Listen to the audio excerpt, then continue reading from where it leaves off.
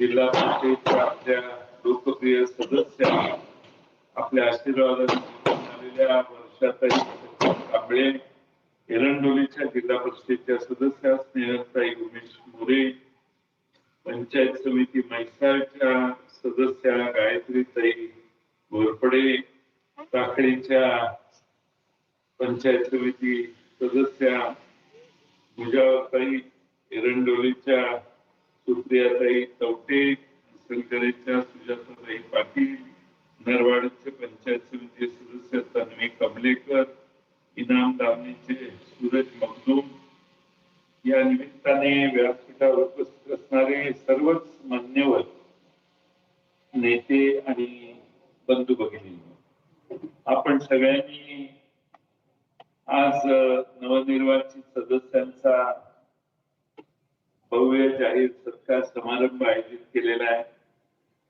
आणि या सर्वांचंच कौतुक करण्यासाठी मिरज तालुक्यात पहिली संधी मनोज बाबांनी घेतलेली आहे. याबद्दल मनोज बाबांचं मी पहिल्यांदा अभिनंदन करतो. मनोज बाबांनी उमेदवाराचे 3 उमेदवार निश्चित केले. विशाल पाटील त्यांना आधीच सामील होते. विश्वजितचा काही प्रश्न नसतो, त्यामुळे ते म्हणजे ठीक आहे, तर त्यांना म्हैसाळातील तुतारी लढवायची, तुतारीवर होते आणि मग तुतारीची निवड, तुतारीच्या चिन्हावर 3 उमेदवार मनोज बाबांनी उभे केले. त्या दिवशी जे मनोज बाबा गेले इकडे आले, हे निवडणुकीचा निकाल लागल्यावर मला फोन केला की आमचे 3 उमेदवार निवडून आलेले आणि त्यामुळं म्हैसाळ गावाने जवळपास 1400 मताचं मताधिक्य उमेदवारांना दिलं. म्हैसाळनी एवढं लीड कधी यापूर्वी दिलं नव्हतं, त्यामुळे सगळ्या म्हैसाळकरांचं अभिनंदन. दोन्ही पंचायत समितीचे उमेदवार देखील गायत्रीताई घोरपडे आणि रिदा मुजावर या दोघेही एवढ्याच ताकदीनं आपण निवडून आणले. त्याचबरोबर मिरज तालुक्यात एरंडोलीच्या स्नेहल उमेश मोरे या देखील 3200 मताने विजयी झाल्या, 3232 मतांनी. आणि प्रतिकूल परिस्थिती असताना मोरे कुटुंबियांनी अतिशय चांगली निवडणूक उभी केली आणि स्नेहल उमेश मोरे या मोठ्या मताधिक्याने विजयी झाल्या. त्यांचाही आपण सत्कार पाहिला. त्यांच्या एरंडोलीच्या खाली एरंडोली आणि सलगरे यात सुप्रियाताई आणि सुजाताताई ह्या दोन्ही ही निवडणूक अतिशय यशस्वीपणाने त्यांनी केली. आज आपल्या सगळ्यांच्या आशीर्वादाने तन्वी कमलेकर असो, सूरज मखदूम असो, हे सगळे उमेदवार विजयी झाले. मिरज तालुक्यामध्ये 10 जागा काँग्रेस आणि राष्ट्रवादी काँग्रेस पक्षाच्या निवडून आले आणि 10 जागा मला वाटतं कमळाच्या चिन्हावर निवडून आलेले आणि एकनाथ शिंदेच्या 2 जागा निवडून आलेले. आपल्या सर्वांचं आशीर्वाद एवढ्या प्रतिकूल परिस्थितीत आपण सर्वांनी काँग्रेस राष्ट्रवादी काँग्रेस या आघाडीच्या मागे उभा केले, याबद्दल देखील आपल्या सगळ्या गावकऱ्यांचं, या मतदारसंघाचे आणि मिरज तालुक्याचे आभार मानतो.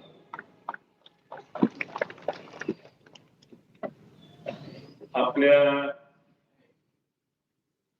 कवठे मध्ये देखील 3 उमेदवार विजयी झालेले आहेत. म्हैसाळकरांनी त्या 3 उमेदवारांना आज काही बोलणं दिसत नाही.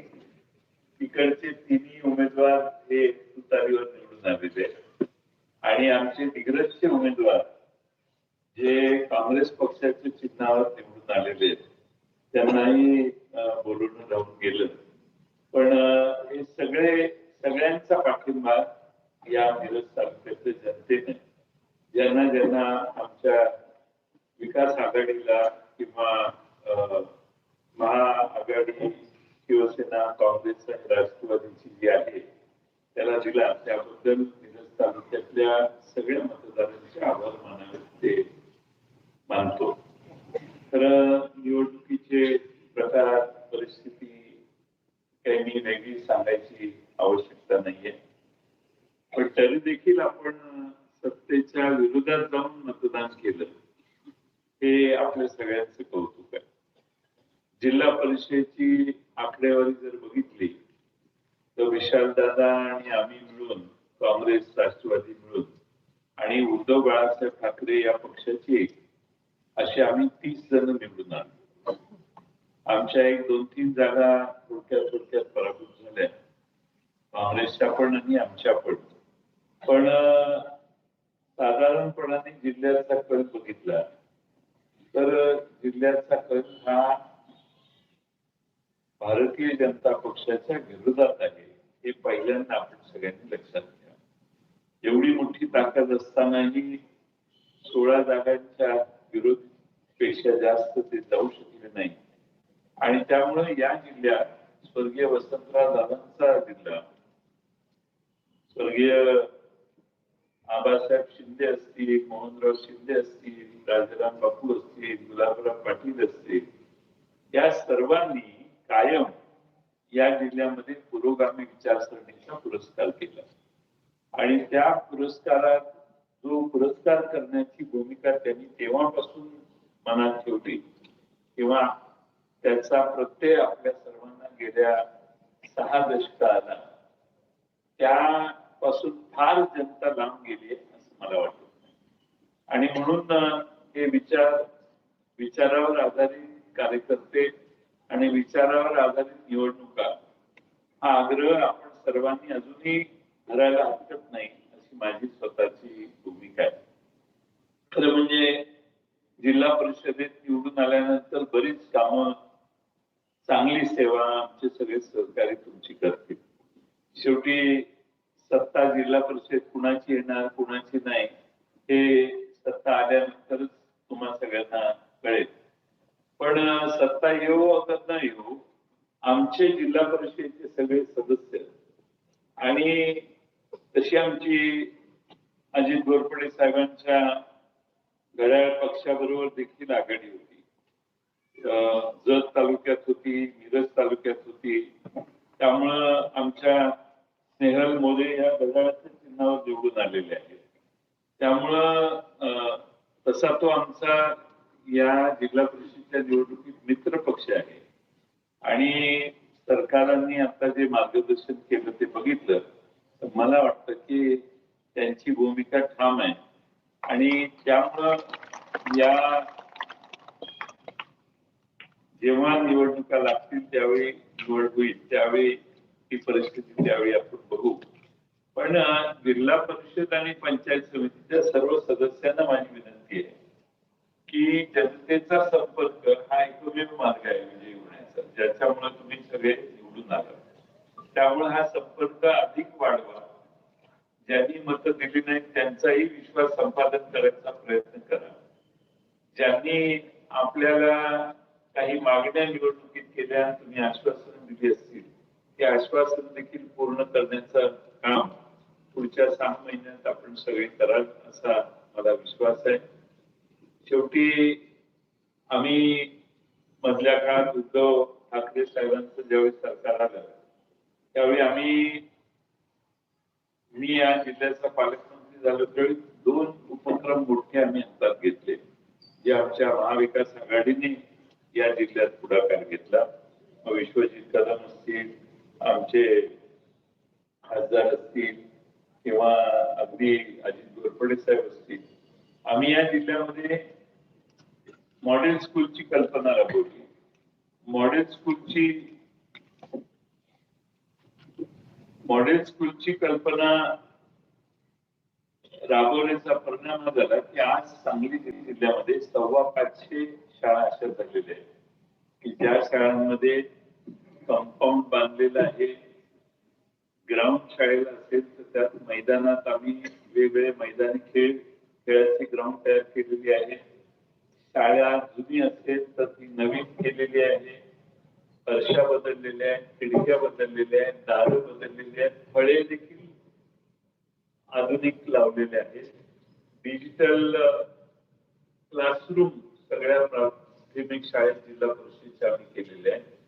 आणि त्याच्या पलीकडे जाऊन आधी जिल्हा परिषद शाळेत लायब्ररी वगैरे फारसे विषय नसायचे, पण आता या सगळ्या ठिकाणी लायब्ररी आणि प्रयोगशाळा उत्तम करण्याचं काम हे केलेलं आहे. आणि सांगली जिल्ह्यामध्ये जवळपास 7-8 कोटी रुपये सामान्य नागरिकांनी आपापल्या शाळात नवीन काहीतरी होतंय म्हणून देणग्या दिलेल्या आहेत. आणि म्हणून जिल्ह्यातल्या 550 शाळा दुरुस्त झाल्या. आता उरलेल्या देखील शाळा पुढच्या 2 टप्प्यात हळूहळू पूर्ण होतील. दुसरा उपक्रम आम्ही केला तो प्राथमिक आरोग्य केंद्र स्मार्ट पीएचसी म्हणून एक योजना आणली.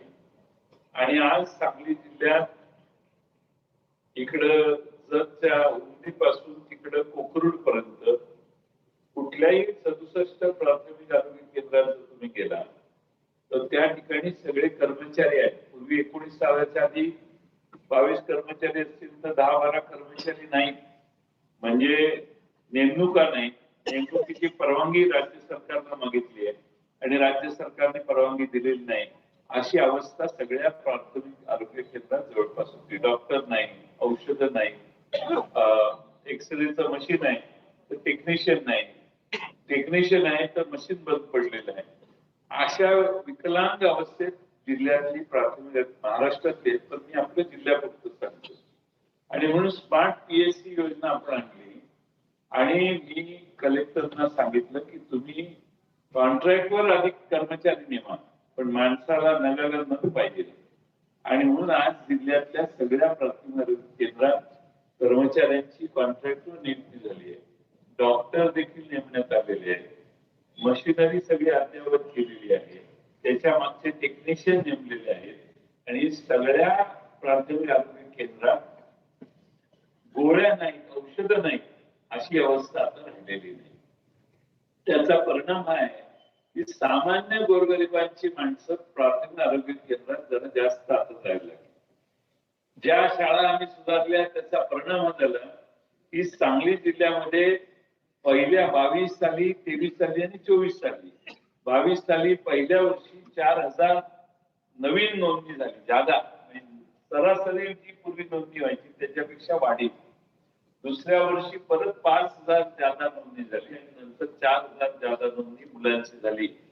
मुलं इंग्रजी माध्यमात गलेलट्ट फीस देऊन जायची बंद झाली किंवा कमी झाली.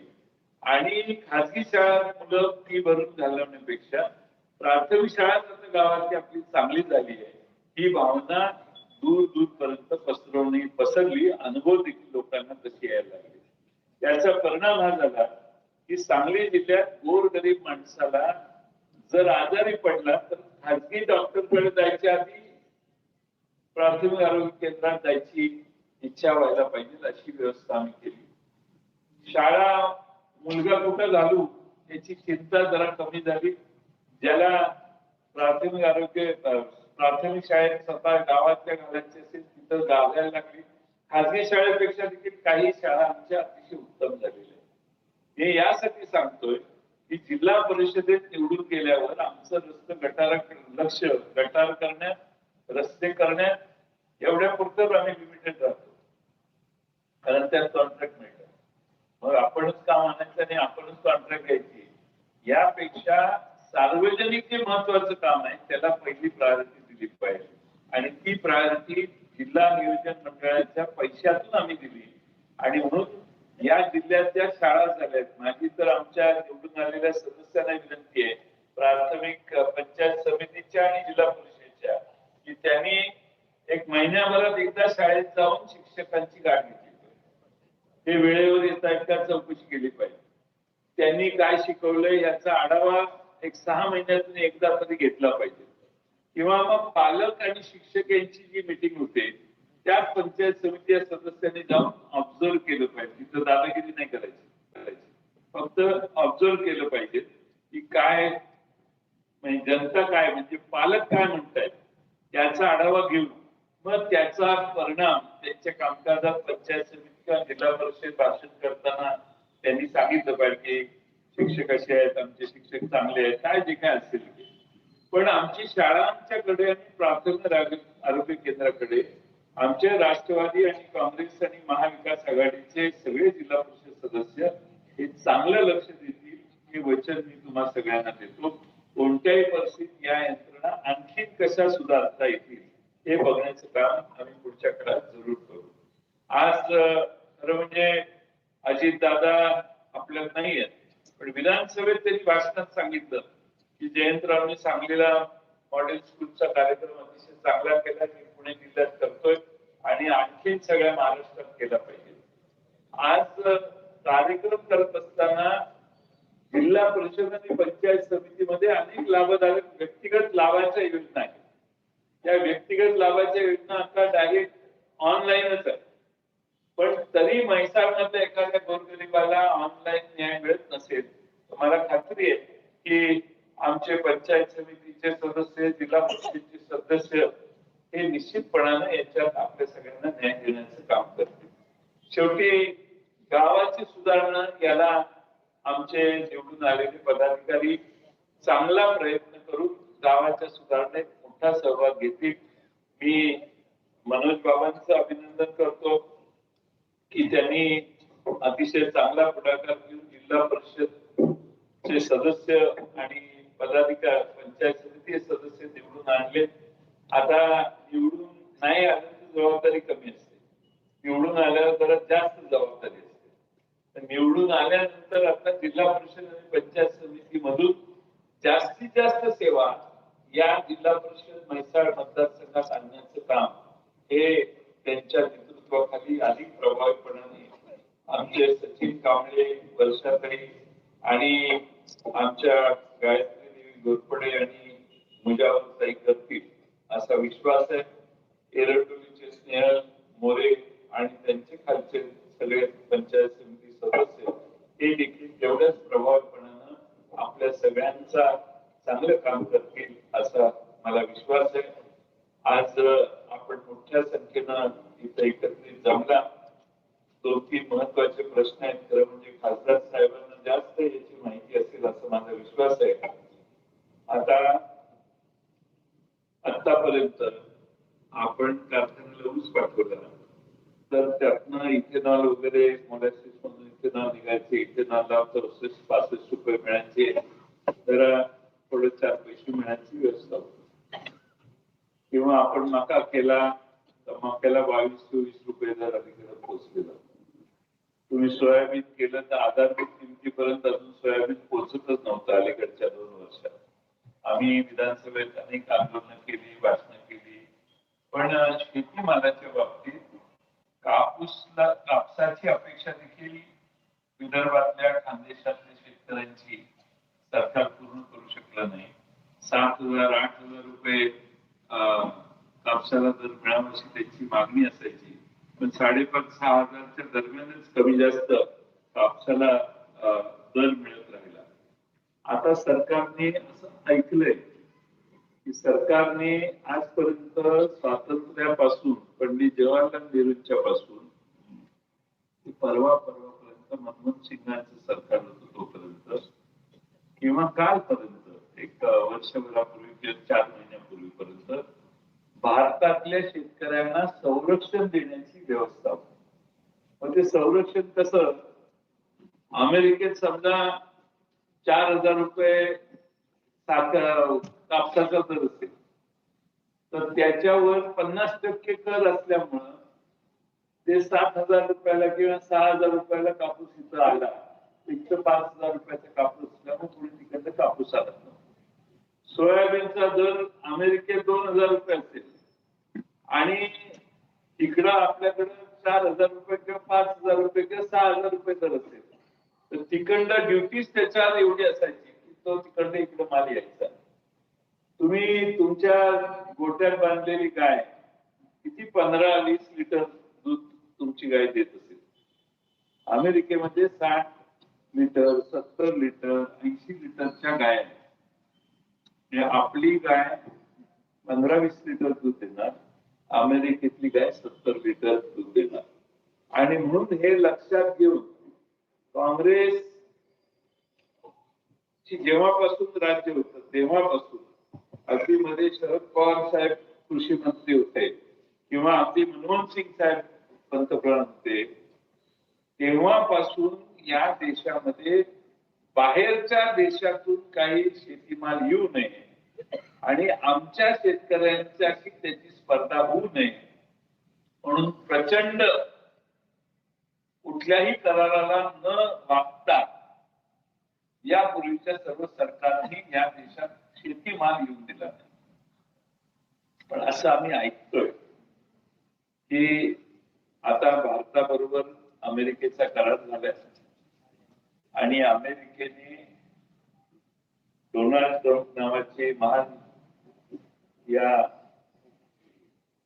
पृथ्वीवरचा सगळ्यात मोठा माणूस जो असा समजला जातो अमेरिकेचा राष्ट्राध्यक्ष, त्याने 0% दराने शेतीमाल भारतात आणायला परवानगी आपल्या भारत सरकारकडून मिळवलेली आहे. कशी मिळवली, काय मिळवली याच्यावर आज मी बोलत नाही, ते परत पुढच्या वेळी बोलू.